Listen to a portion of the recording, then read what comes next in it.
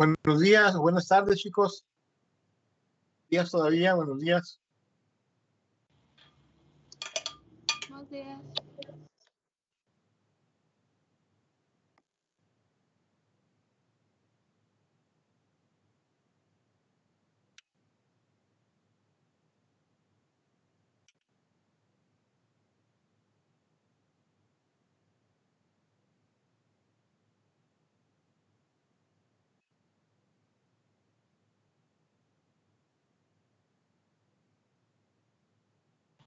Ya se puede ver la Ok, exposición. equipo 6.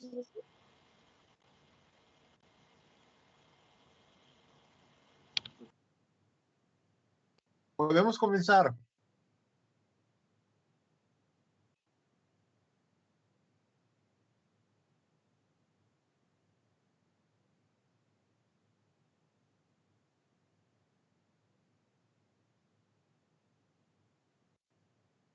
Buenos días. ¿Sí se escucha?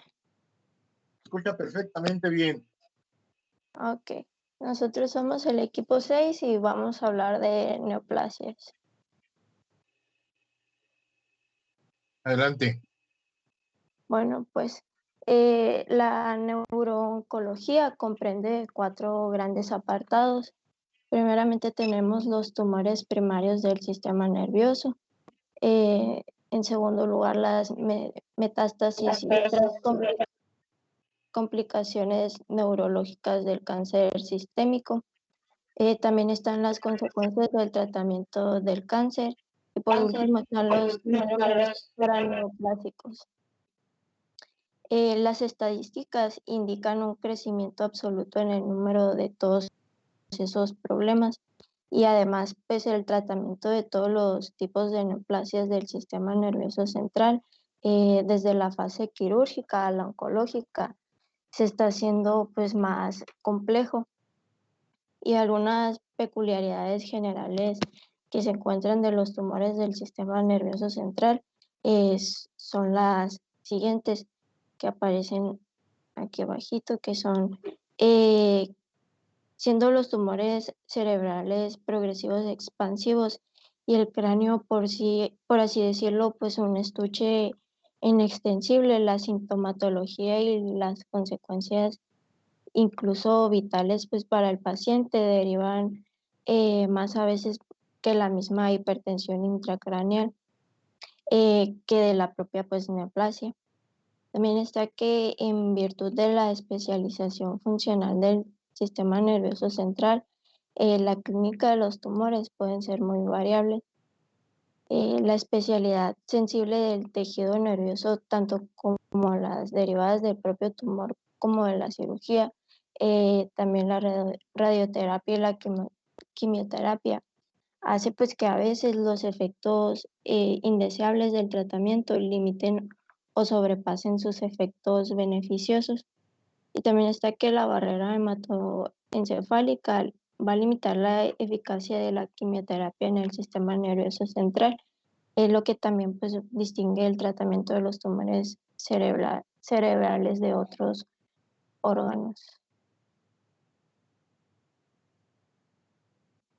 En los tumores cerebrales primarios, pues la etiopatogenia no se conoce a ciencia cierta, sino que se tiene una hipótesis general que es determinada por predisposición genética, y pueden actuar factores ambientales que faciliten el desarrollo de los tumores.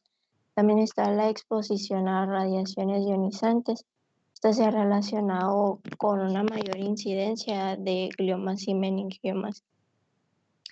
También están las radiaciones electromagnéticas, y estas no aumentan la incidencia de tumores cerebrales, pero se recomienda reducir la exposición prolongada de los niños a dichas radiaciones.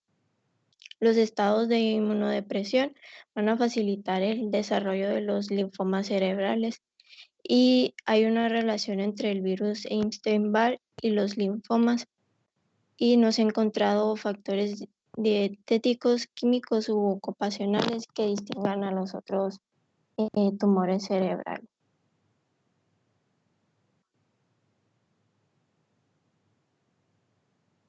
Y en la genética molecular se dice que los tumores cerebrales se desarrollan como consecuencia pues, de acumulación de una serie de anomalías genéticas que permiten a las células escapar de los mecanismos de regulación y de la destrucción por el sistema inmunitario. Esas anomalías genéticas son hereditarias en algunos síndromes familiares. El nexo son los genes de supresión tumoral. Las proteínas producidas por estos genes poseen un papel regulador del crecimiento celular y su déficit o estructura anormal permiten el crecimiento celular desordenado y la aparición pues así de la neoplasia. De las alteraciones genéticas conocidas en los tumores cerebrales, solo se mencionarán las que han sido introducidas en el diagnóstico y la clasificación por su influencia en el pronóstico y en el tratamiento. Por ejemplo, dentro de los gliomas difusos existen 3 grupos moleculares con diferente grado de pronóstico. Aquellos que muestran la mutación para el isotrato deshidrogenasa y la codeleción 1p19q presentan el mejor pronóstico. Los que son mutados de isocitrato deshidrogenasa, pero sin la codeleción, estos tienen un pronóstico intermedio, mientras que aquellos tumores no mutados para isocitrato deshidrogenasa presentan el peor pronóstico.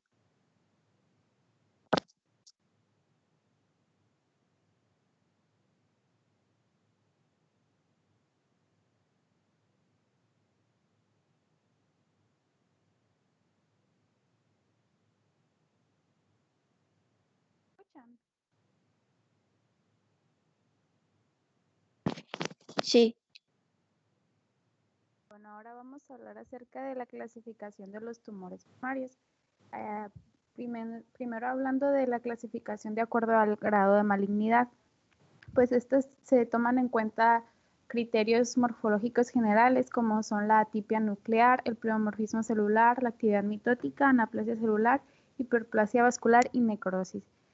En general, los 2 primeros se reservan para los tumores que son de bajo grado de malignidad, que sería el grado 1 y 2, y los demás se utilizan para los tumores de alto grado, que son el 3 y el 4. Y los que son especialmente típicos del grado 4, que sería el más grave, son pues la proliferación vascular y la necrosis. La malignidad aquí está relacionada con la proliferación celular y esta se puede estimar mediante la inmunohistoquímica con anticuerpos monoclonales. Bueno, aquí tenemos cómo se clasifican en grados. Pues el grado 1 se trata de tumores circunscritos de crecimiento lento que pueden curarse por resección. El grado 2 se trata de una lesión infiltrante que tiene bajo índice proliferativo, pero riesgo de recurrencias después de la resección y con una supervivencia media de 5 a 8 años. El grado 3 se trata de un tumor con características histológicas de malignidad. Este requiere terapia coadyuvante a la cirugía, es decir, quimioterapia, y tiene una expectativa de supervivencia de 2 a 4 años. Y el grado 4 es un tumor con características de elevada malignidad y con una supervivencia estimada de 10 a 14 meses.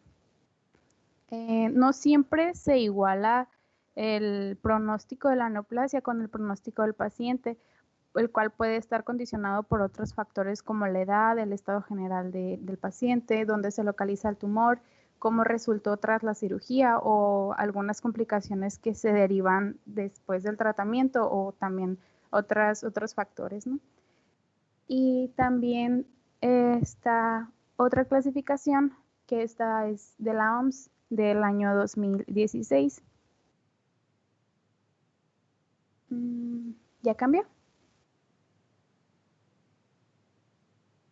Bueno, esta clasificación tiene en cuenta los criterios histológicos de la naturaleza del tumor y de su malignidad, pero también toma en cuenta los datos de la genética molecular y pues es bastante amplia la clasificación que hace la OMS, pero esta tabla lo resume. Aquí vemos que se muestran tumores derivados del neuroepitelio, como los gliales, los ependimarios, otros tumores gliales, de los plexos coroideos, neuronales y glioneuronales, y pues cada una con sus subdivisiones. También tumores de la región pineal como el pineocitoma y el pineoblastoma, tumores embrionarios como el neuroblastoma, meduloblastoma, entre otros, de la vaina de los nervios, schwannoma, neurofibroma, o sea, es una clasificación muy amplia, pues. Y esta, pues como les mencioné, además de tomar en cuenta datos histológicos del tumor, también toma en cuenta lo que se ve de genética molecular. Bueno, en cuanto a la epidemiología, pues los tumores cerebrales primarios son relativamente raros, se presentan de 7 a 21 casos por cada 100.000 personas por año. Un tercio de ellos van a ser malignos y los otros 2 tercios benignos. Muchos tumores benignos, en particular los meningiomas, se descubren más que nada por hallazgos incidentales en pacientes que van por algún otro motivo, como cefaleas, traumatismos o alguna otra condición. Se ha visto que hay un crecimiento en la incidencia de algunos tumores, como el linfoma cerebral primario, los gliomas malignos y la metástasis. Esto podría ser, pues, en los linfomas se relaciona con la mayor prevalencia de los trastornos de la inmunidad, como son SIDA y algunas otras enfermedades, y también por un incremento absoluto en las personas inmunocompetentes. En cuanto a los gliomas malignos, este puede estar relacionado con que pues, la población está envejeciendo pues, cada vez más. Y las metástasis se relacionan con que hay una mayor supervivencia a los pacientes con neoplasias malignas de otro tipo, pues de viscerales, y esto incrementa el riesgo de que generen metástasis hasta el sistema nervioso central. Pues los tumores cerebrales malignos en realidad solo representan el 1% de los cánceres en general, pero son la segunda causa de muerte en niños y la quinta causa en los adultos, y esto pues refleja la agresividad y las reducidas posibilidades terapéuticas que hay para tratarlos. En los niños, los tumores cerebrales son la segunda causa de neoplasia, en que representa entre el 15 y el 25% de todos los tumores en esta edad. Y también se observa que hay un incremento en la incidencia de los tumores en niños. En esta edad, los más frecuentes son los que se encuentran en la fosa posterior, como el meduloblastoma, el ependimoma, astrocitoma quístico de cerebelo, astrocitoma pielocítico de tronco, y pues son muy raros las metástasis y gliomas malignos, que estos pues sí se encuentran en adultos.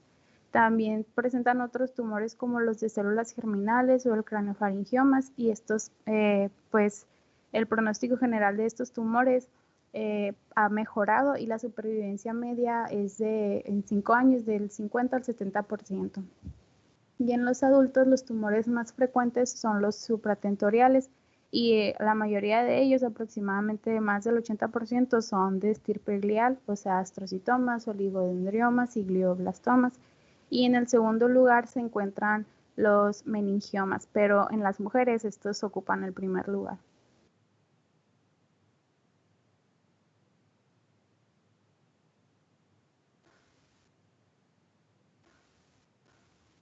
Ok, en cuanto al diagnóstico, pues gracias a las nuevas técnicas de neuroimagen, el diagnóstico es más fácil, pero se puede detectar más fácilmente, pero esto no significa que siempre sea un diagnóstico precoz en cuanto al tamaño del tumor, porque algunos tumores de muy rápido crecimiento, como el glioblastoma o los meduloblastomas o las metástasis, se van a detectar hasta que sean de gran tamaño, pues, o cuando son al contrario, pues que muchos quistes benignos van a crecer pues de forma muy impredecible, y también son grandes cuando los síntomas se empiezan a manifestar.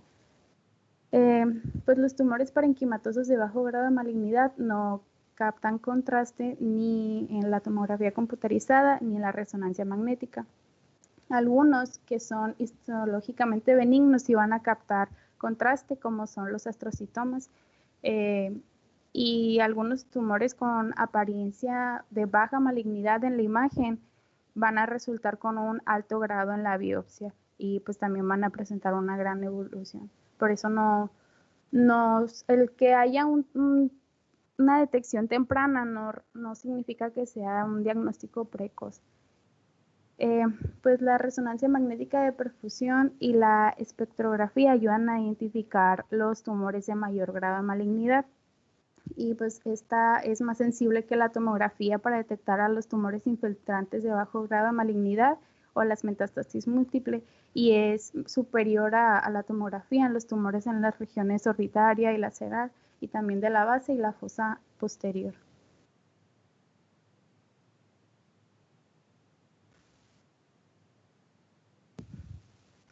Se han desarrollado nuevas técnicas de resonancia magnética, que pues es la de perfusión y la de espectroscopía, y trazadores para la tomografía por emisión de positrones.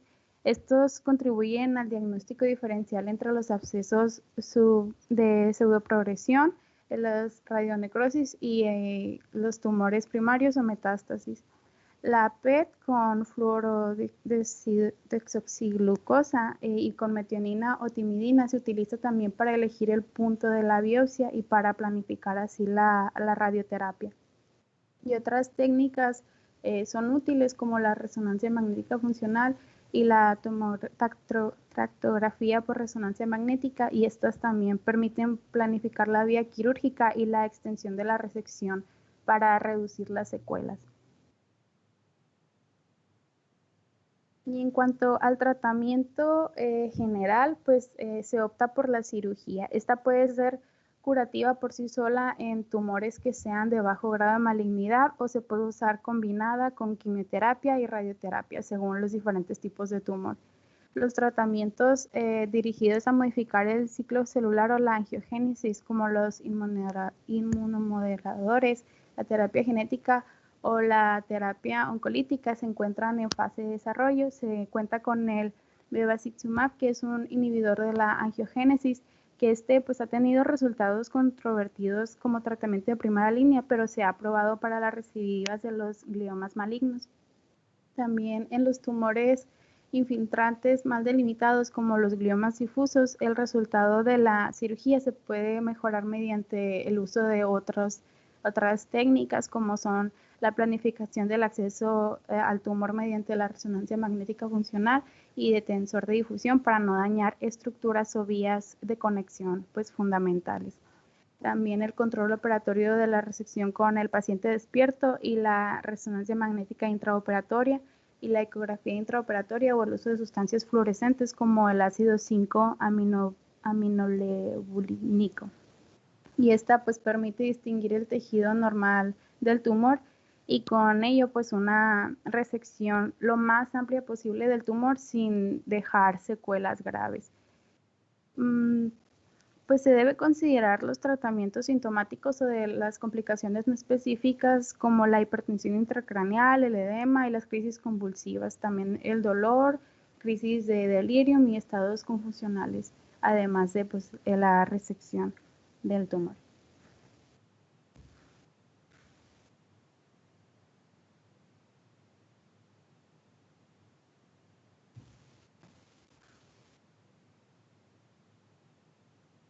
Bueno, ahora continuando para los síndromes clínicos, vamos a ver que pues, la presentación clínica de los tumores va a variar en cuanto a la localización y a la velocidad en la que se van a desarrollar.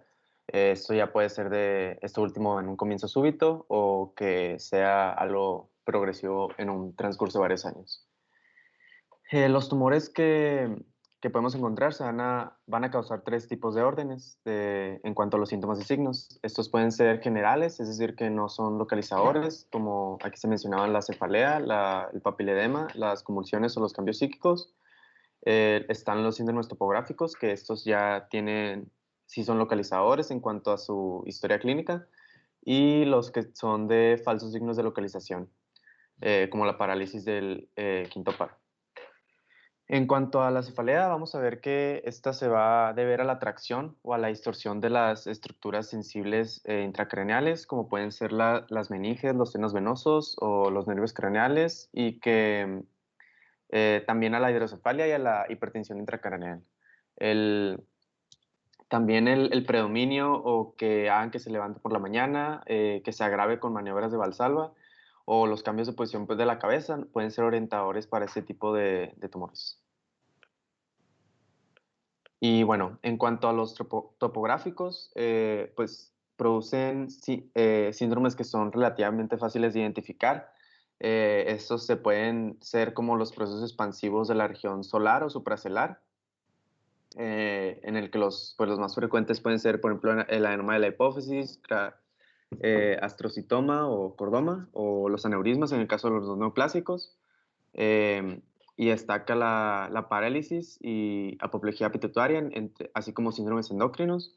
Y también están los procesos expansivos de la base del cráneo, los cuales van a estar caracterizados por una clínica de parálisis de los pares craneales, una epilepsia del lobo temporal, rinorea, ciertas masas intracraneales o en el oído, intranasales o en el oído externo, y que pueden ser como los meningioma, también el cordoma, como se había mencionado antes, los linfomas en el caso de las neoplasias secundarias y también los quistes aracnoideos en el caso de los no neoplásicos. Moví más, creo. Ok, ya.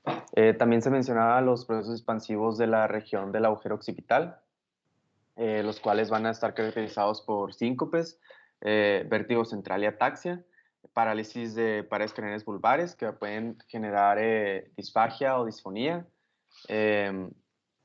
Y aquí los principales tipos histológicos por parte de los neoplásicos son los meningiomas, los schwannomas, y también puede haber metástasis, plasmocitomas y linfomas. Y osteitis, enfermedad de Payet y malformación de Chiari en el caso de los no neoplásicos. Los procesos expansivos del ángulo pontocerebeloso van a tener una clínica con una sordera neurosensorial, un vértigo de tipo central, una dipoplía por paresia del quinto par, neuralgia del trigémino, también atraxia cerebelosa. Y los principales tipos es el schwannoma, el meningioma y el quiste dermoide y la aracnoiditis en el caso de los no neoplásicos. Y también tenemos a los procesos expansivos de la región pineal, que van a estar caracterizados por hipertensión intracraneal, un síndrome pretectal o de Parinau, una pubertad precoz o macrogenitosomía. Y los principales tipos que encontramos aquí son los gliomas, el pinoceitoma o pinoblastoma, y tumores de células germinales, así como quistes simples y amartomas en el caso de los no neoplásicos. Y en cuanto a también los procesos expansivos de la región del ala de las fisuras esfenoidales, tenemos una clínica con dolor frontal o periocular, dipoplía, baja agudeza visual unilateral, exoftalmos y crisis epilépticas del lóbulo temporal. Aquí ya son los tipos los de este tipo de procesos, como son los meningiomas neoplásicos, que se presenta metástasis y la aparición de granulomas en cuanto a los no neoplásicos. Y ya para terminar con los topográficos, tenemos los procesos expansivos del tronco cerebral, que van a presentar una clínica de diplopía, paresia oculomotora y de la mirada, una hipoestesia trigeminal, una mioquima y paresia facial, así como signos piramidales y ausencia de cefalea y la hipertensión intracraneal precoz, pues esta suele presentarse en etapas más tardías. Y los principales tipos son el astrocitoma y glioblastoma por parte de los neoplásicos y granulomas, quistes parasitarios y encefalitis en el caso de los no neoplásicos. Los procesos expansivos del cerebelo van a tener una cefalea de predominio nucal o occipital, que a veces puede estar tiene agravamiento o alivio postural, vómitos bruscos sin la presencia de náusea y un síndrome de hipertensión intracraneal precoz, esto debido al bloqueo del cuarto ventrículo con hidrocefalia y ataxia de la marcha y síndrome cerebeloso.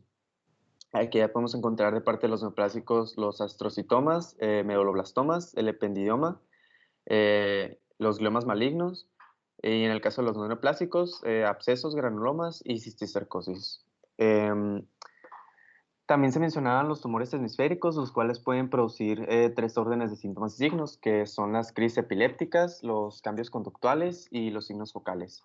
Y en estos casos, la hipertensión intracraneal aparece relativamente tarde y las crisis epilépticas van a tener un origen focal que va a ser muy orientador para la ubicación del tumor. Y el último clasificación en cuanto a los signos y síndromes, tenemos a los falsos signos de localización, en los que destaca la apariencia unilateral o bilateral del quinto par, del sexto par, perdón, el cual se le denomina un falso signo de localización porque no indica que el proceso expansivo esté en el trayecto o en la fosa posterior de este par, sino que en realidad se refiere al sufrimiento del nervio por el estiramiento debido a la hipertensión intracraneal. También está la apariencia del tercer par ipsilateral a un proceso expansivo supratentorial, que en realidad va a ser secundaria a la clínica, va a ser secundaria a la comprensión del nervio por una hernia del hipocampo. En cuanto al quinto y el séptimo par, van a dar signos o síntomas de sufrimiento a distancia por procesos expansivos que son en la región supratentorial, y va a haber presencia de hipertensión intracraneal. Y por último, también están los tumores frontales que pueden crear confusión y orillar a pensar que están ubicados en la fosa posterior debido a la ataxia de la marcha, y también la hemiparesia ipsilateral a un proceso expansivo hemisférico. En este caso va a ser debido al sufrimiento de la vía corticoespinal en el pedúnculo cerebral contralateral, que está comprimido contra la tienda del cerebelo.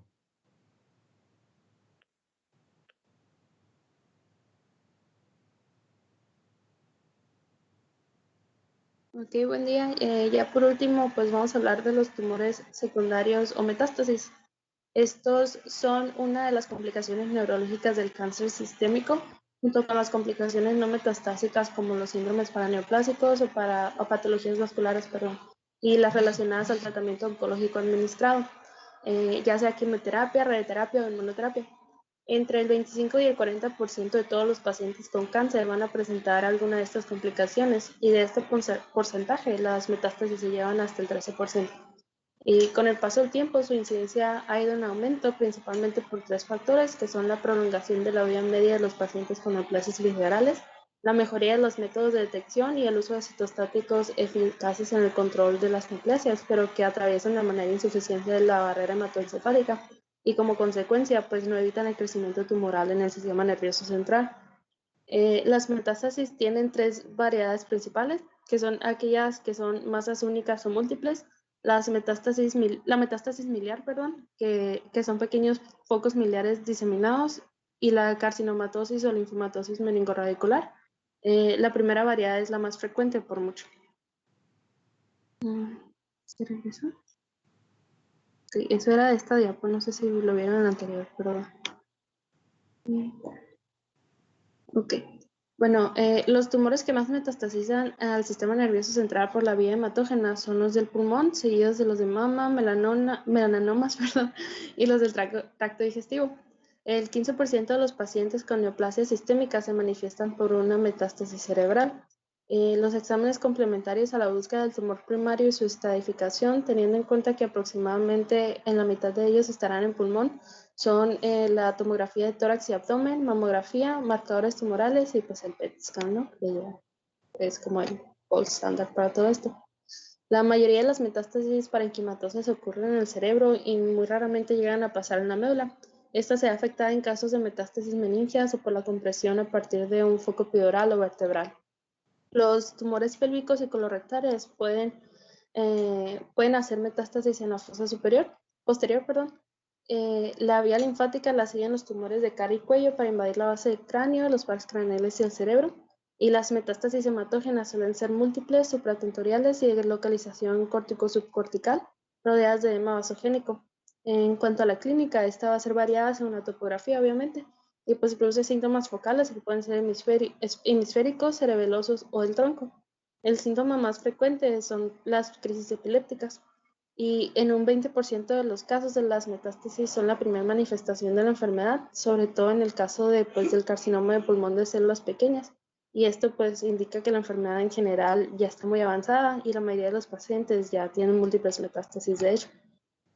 Para el diagnóstico, la resonancia magnética con secuencias de perfusión y difusión va a permitir un diagnóstico más preciso. Si no se tiene constancia de un tumor primario, también se va a indicar la biopsia del nódulo. El tratamiento va a depender completamente de la cantidad de metástasis. Si es única, la cirugía es la mejor opción, con una supervivencia media de 10 meses. En caso de que no sean múltiples, hasta 4, se va a indicar la radiocirugía estereotáxica. Esta no mejora el pronóstico global, pero sí la tasa de residuos locales, que le da una mejor calidad de vida al paciente. Y en el caso de metástasis de más de 4, la supervivencia en general es muy corta, de 1 mes cuando no se da ningún tratamiento y hasta 6 meses con el uso de corticoides y radiación holocranial.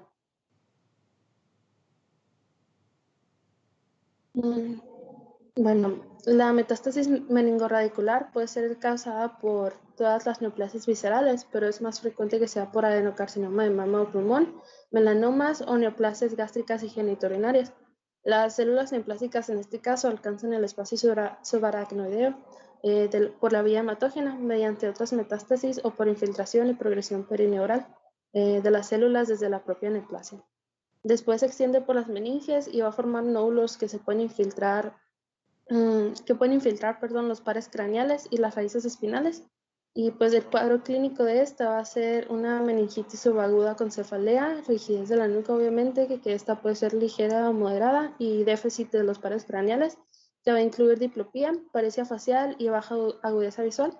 El déficit de la cola de caballo produce pérdida de fuerza y dolor irradiado a las piernas y alteraciones de esfínteres. El dolor de tipo ciático puede ser el primer signo de esta localización de lesión. En ambas, la tomografía y la resonancia se pueden observar utilizando captación difusa de contraste por las meninges, y se puede confirmar el diagnóstico observando células tumorales en el líquido cefalorraquídeo, y la identificación de ciertos marcadores tumorales también nos va a ayudar en este diagnóstico.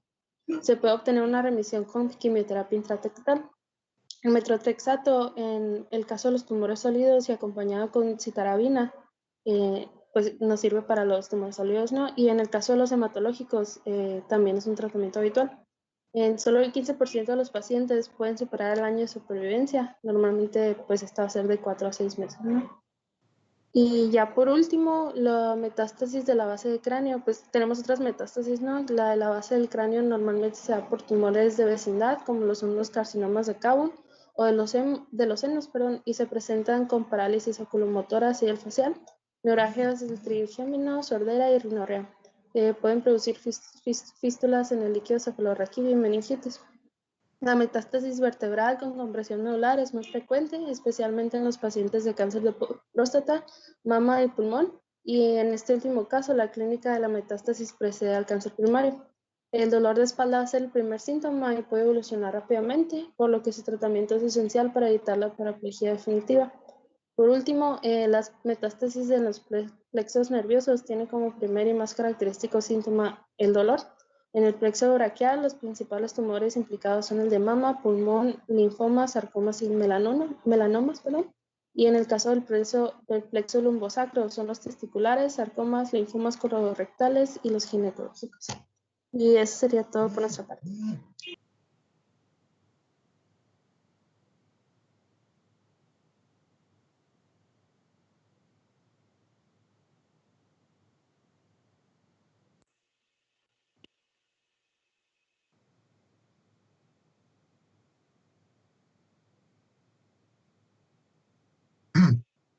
Bien.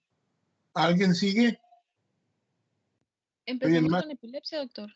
Empezamos con epilepsia. Ok.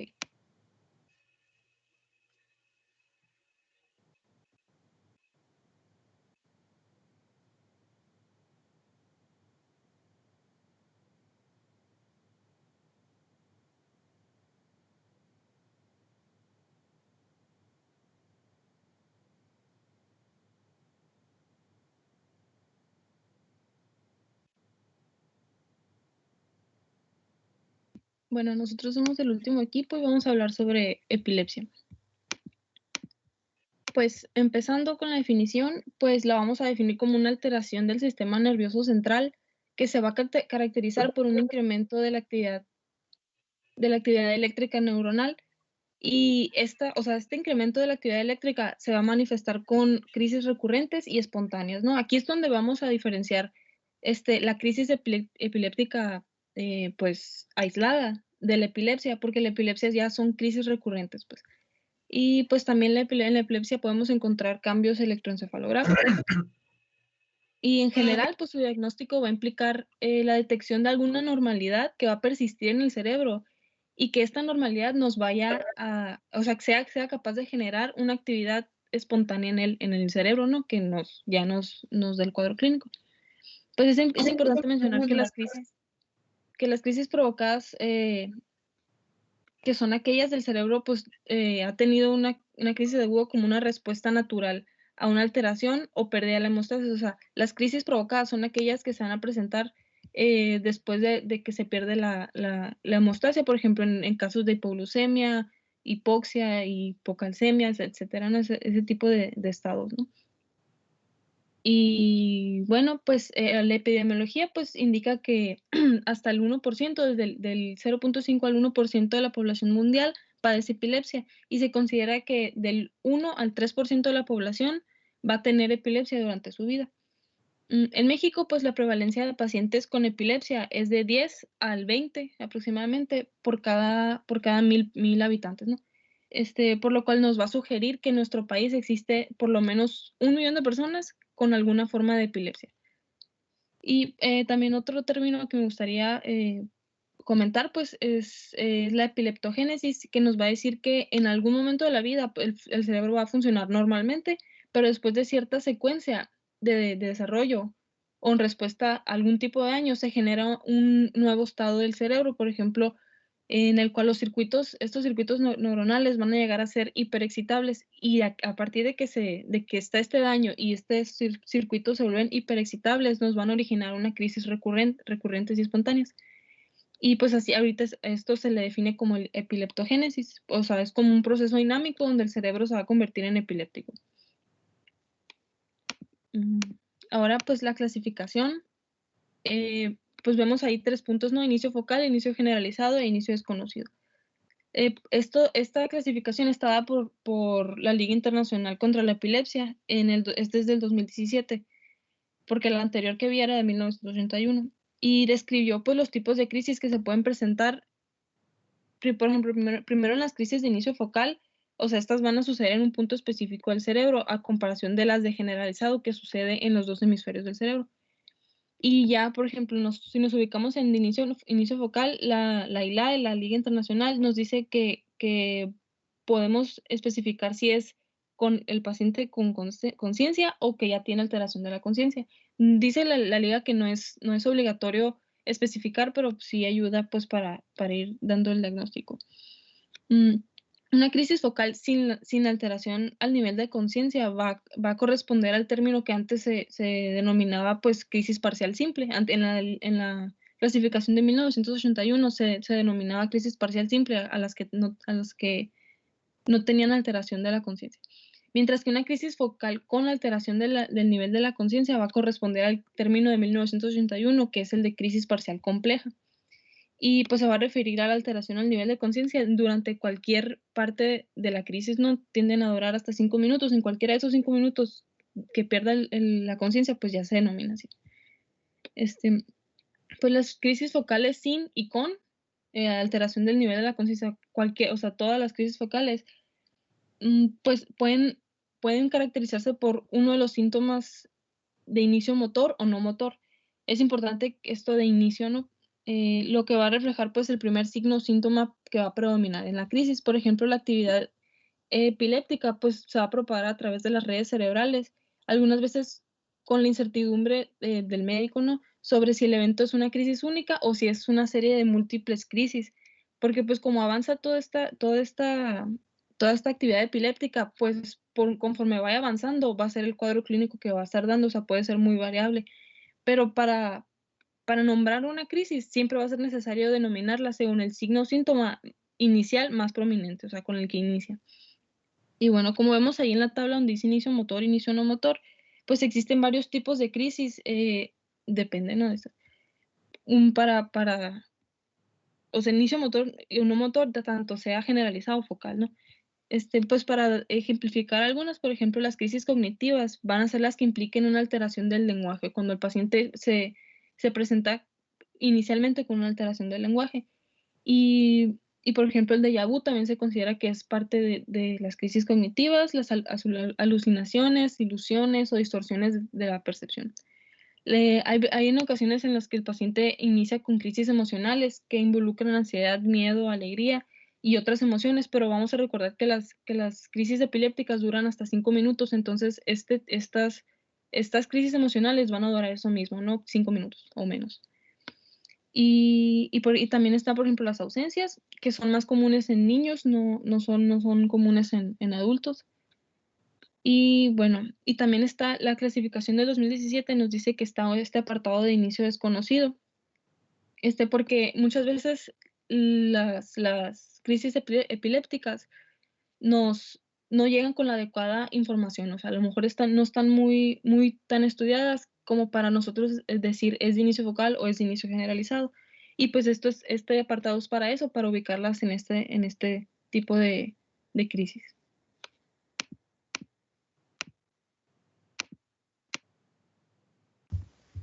Bueno, ya hablando de las crisis parciales, pues su fisiopatología, la marca clínica neurofisiológica de las crisis de inicio parcial es la actividad epileptiforme interictal focal de espiga y onda aguda. La correlación neurofisiológica de una descarga interictal epileptiforme en las neuronas corticales es el patrón de despolarización paroxística, que se caracteriza por una despolarización prolongada dependiente del calcio y resulta en potenciales de acción mediados por sodio. Y esto pasa durante la fase de la despolarización y después lo sigue un estado de hiperpolarización prominente. Y los canales de potasio dependientes de calcio medían la mayoría de las veces la fase de hiperpolarización. Para el cuadro clínico, pues lo que define a las crisis parciales simples es la conservación del nivel de conciencia. En las crisis parciales complejas sí se altera. Y hay pacientes que refieren un evento de aura antes de la crisis parcial compleja, aunque el aura en sí es considerada pues una crisis parcial simple.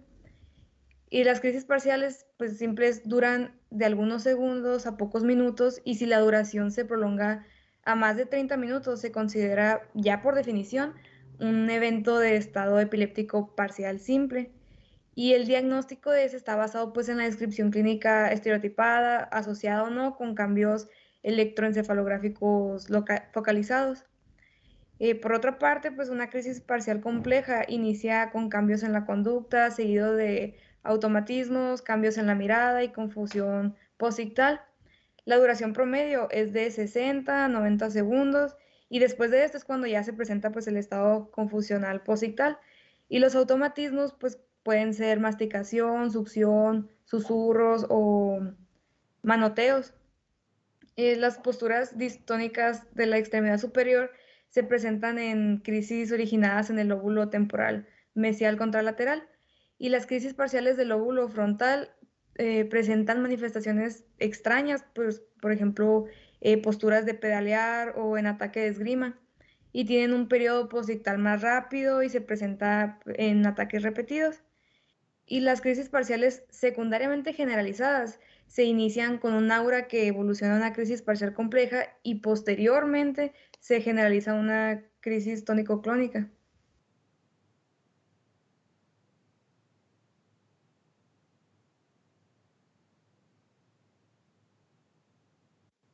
Entonces, para continuar, los tipos de crisis generalizadas, estas van a depender sus manifestaciones clínicas dependiendo de la zona cortical que va a presentar el grado de hipersincronía y la descarga neuronal que se vea comprometida en el proceso patológico que lo ocasiona. Y clínicamente siempre va a tener presentación motora, psíquica, sensitiva general o sensitiva especial. Esto haciendo relación a que va a afectar los sentidos del olfato y de la visión. Y estos se van a clasificar en 6 tipos. Son de ausencia, mioclónicas, clónicas, tónicas, las tónico-clónicas y las atónicas.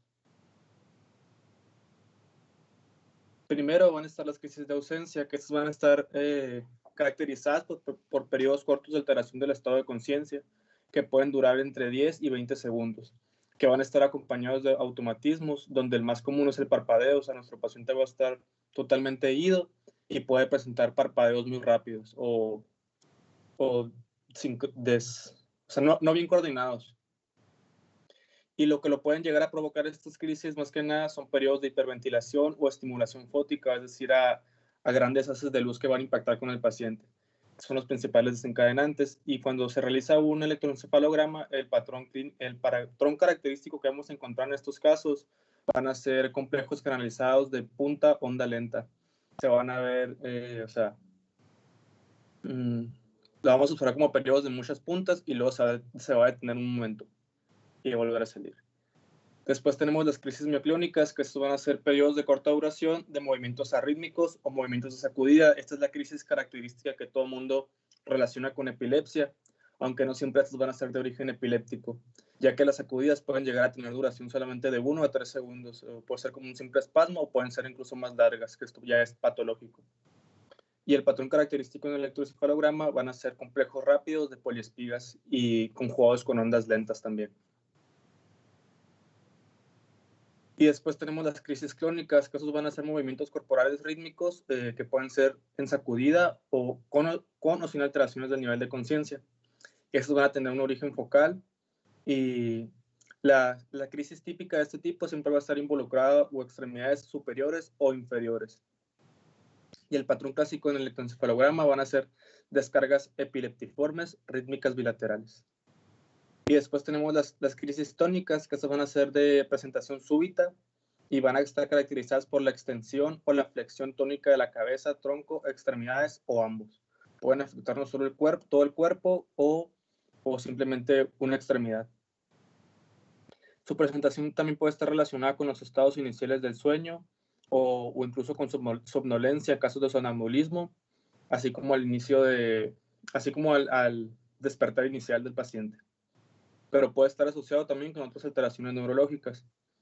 Y el patrón característico del electroencefalograma va a consistir en respuestas electrodecrementales caracterizadas por grafoelementos, con frecuencia en la respuesta beta o beta boost, que son ondas de baja amplitud en relación al ritmo base normal que tiene nuestro paciente. Y este patrón puede evolucionar hacia complejos lentos de espiga, espiga onda lenta o poliespigas difusas. Y después tenemos las crisis tónico-clónicas, que estas son denominadas como el gran mal, que van a consistir en cambios motores que van a iniciar con posturas tónicas de las extremidades, los van a tensar por algunos segundos, que van a estar después seguidas por movimientos clónicos rítmicos y estados de confusión postictal, que pueden ser estados muy prolongados o cortos dependiendo de la afección del paciente. Y el patrón de la presentación en el electroencefalograma se va a caracterizar por complejos generalizados bilaterales de espigas o poliespigas, que igual pueden evolucionar hacia patrones de ondas lentas. Y estas descargas van a tener mayor amplitud en las regiones frontales del cerebro cuando hablemos en el electroencefalograma.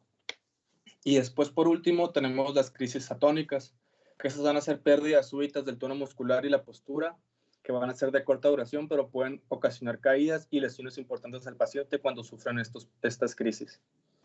Pero solamente van a ocurrir en personas que ya tengan alguna alteración neurológica significativa y la vamos a encontrar en el electroencefalograma con una respuesta electrodecremental caracterizada por grafoelementos con frecuencia de respuesta beta o beta boost, que van a ser de baja amplitud en relación al ritmo base. Y pues puede evolucionar cuando ya tienen tiempo a patrones complejos de espiga onda lenta. Ronaldo, ¿le puedes seguir cambiando tú por aquí? Sí. Porque no me parece mucho. Bueno, ya en el tratamiento esto va a existir una gran variedad de antiepilépticos, sin embargo estos se pueden dividir en aquellos que fueron comercializados antes de 1900 y después de 1900. Entre los primeros estos van a incluir a la carbamazepina, el ácido valproico, la etosuximida, la fenobarbital, fenitoína, pirimidona, clonazepam, clorazepato y clobazepam. Y entre los posteriores a 1900 incluía la eslicarbazepina, oscarbazepina, gabapentina, la motrigina, topiramato, felbamato, tiagabina, lacosamida, levetiracetam, pregabalina, retigabina, rufinamina, estripentol, ligapatrina y sonizamida. Estos, pues en general, el ácido valproico se va a considerar de elección en las crisis generalizadas, en tanto que la carbamazepina, la lamotrigina y la oxcarbazepina van a ser consideradas en las crisis focales. En sí, los antiepilépticos van a tener diferentes mecanismos de acción. Entre ellos van a encontrarse los que se muestran a la derecha a continuación, y ya sea pues por inactivación de los canales de sodio, la inactivación de los canales de calcio, la modulación de los neurotransmisores, de los receptores GABA, los antagonistas de los receptores químicos y todo eso, ¿no?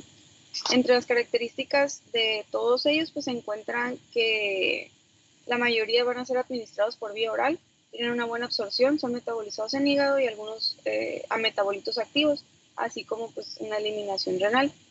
Su expulsión es lenta, por lo que se les considera de acción media a prolongada, por lo mismo que tarda un poco más en salir. Alguna consideración importante de estos fármacos es que algunos son inductores del metabolismo, como es el caso de los que se encuentran subrayados en lila. Estos requieren en ocasiones un ajuste de dosis porque por lo mismo de la inducción del metabolismo, y necesitan un constante monitoreo periódico de sus concentraciones plasmáticas. Todos van a presentar una considerable variación interindividual. Estos producen efectos adversos y tienen interacciones con otros fármacos. Siguiente, por favor.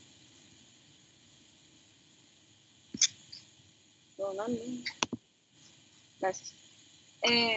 Entre los principales efectos adversos se encuentra pues, la neurotoxicidad, la sedación, la diplopia, la ataxia, el vértigo, la cefalea, el exantema y todos los que se muestran a continuación. Estos están relacionados con la dosis y por lo general van a disminuir al administrar una cantidad diaria dividida, fraccionada, es decir, ¿no? Dentro de sus interacciones más comunes, pues van a ser aquellos con los fármacos metabolizados por el citocromo CYP3A4, los anticonceptivos orales, la warfarina, los glucocorticoides, algunos antidepresivos tricíclicos, los antipsicóticos y otros antiepilépticos por sí mismos también. Siguiente. Y pues ya en sí el objetivo general de estos fármacos es aumentar la calidad de vida del paciente y mejorar el control de las crisis convulsivas con lo menos posible de efectos secundarios.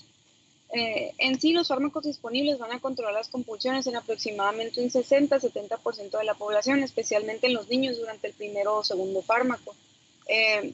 Generalmente estos van a ser utilizados en monoterapia y en caso de que exista algún tipo de resistencia hacia ellos va a cambiarse el tratamiento y pues que sea resistente va a recomendarse ya en sí una politerapia, pero asimismo de primera instancia no está recomendado.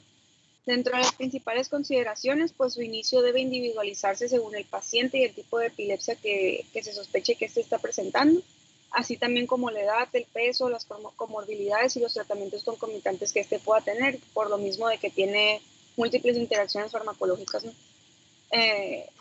Y si el paciente no tiene una buena respuesta o no responde como tal, podría considerarse esto a sí mismo como un factor de mala respuesta, por lo que podría tener pues un pronóstico pues no favorable, ¿no? al uso del tratamiento. De manera habitual, pues este se va a mantener por al menos 2 años en los pacientes mientras se encuentren libres de crisis, y la decisión de continuarlo debe ser individualizada por lo mismo con todos los factores que deben tomarse en cuenta por cada paciente y en función de cada síndrome epiléptico. En el caso de las epilepsias de mal control se recomienda más tiempo de tratamiento y deben de considerarse los factores de riesgo como la edad de inicio de la epilepsia, el fracaso del primero o segundo fármaco, la presencia de varios tipos de crisis, anomalías neurológicas concomitantes, lesiones estructurales y alteraciones electroencefalográficas. Y ya como tal, como tratamiento no farmacológico como tal, pues están recomendados para las epilepsias refractarias, principalmente estos 3 tratamientos no farmacológicos, que se incluye la cirugía de epilepsia, que esta se basa en quitar o modificar una zona del cerebro donde comienzan las convulsiones. Esta puede ser de diferentes tipos dependiendo de la ubicación de las neuronas que estén causando estas convulsiones y la edad del paciente, sobre todo, esto es muy importante. También se encuentra la estimulación vagal, que esta consiste en la implantación subcutánea de un electrodo en el nervio vagal izquierdo, más o menos al nivel de la garganta, conectado a un estimulador subcutáneo en el área de pectoral o debajo de la axila. Y también pues se ha tratado hay varios escritos donde se menciona pues una mejoría por medio de la dieta cetogénica, que pues esta es una dieta alta en grasas y baja en carbohidratos, que pues en sí está basada para que el cuerpo pues fabrique las cetonas, ¿no? En forma general, pues otro uso de los antiepilépticos, estos también se van a utilizar en el tratamiento de la migraña y los trastornos psiquiátricos y dolor neuropático. Y eso es todo.